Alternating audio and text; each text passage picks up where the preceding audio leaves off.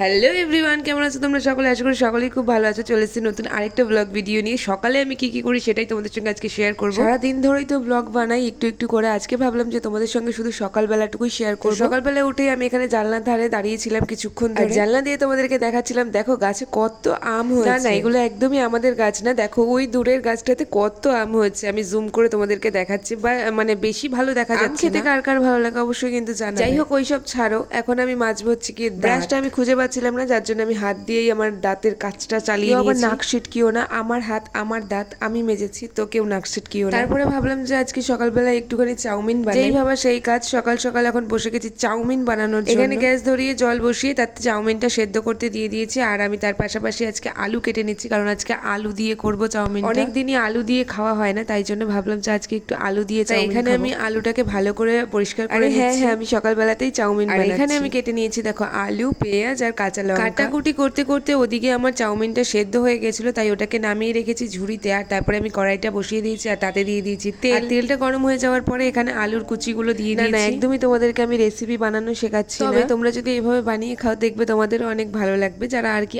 আলু খেতে পছন্দ করো তাদের তো আরো বেশি ভালো লাগবে। এখানে আলুগুলো ভাজা ভাজা হয়ে গেলে পেঁয়াজটা দিয়ে। সকালবেলা আজকে অন্য কিছু খেতে একদমই মন চাচ্ছিল না, মনে হচ্ছিল যেন একটু ঝাল ঝাল কিছু, তাই জন্যই আর কি চাউমিনটা বানানো। না হলে আমি যা কুড়ে মানুষ, আমি আর বানাতামই নাই সকালবেলা অন্তত চাউমিন।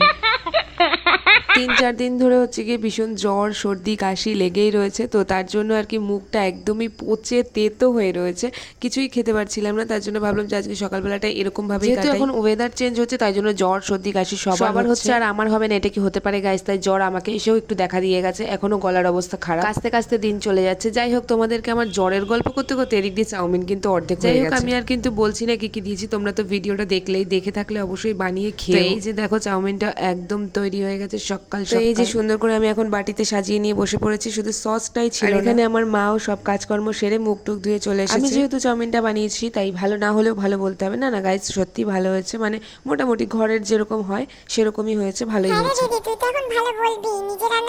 হ্যাঁ অবশ্যই, নিজের রান্নাকে কেউ খারাপ বলে না। তুই কি বলবি তুই রান্না করলে যে তুই খারাপ রান্না করেছিস?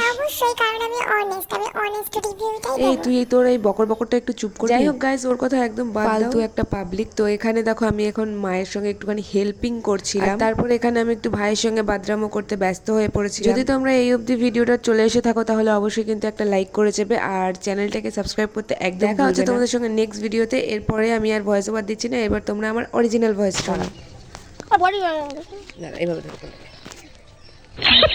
দে হাতটা,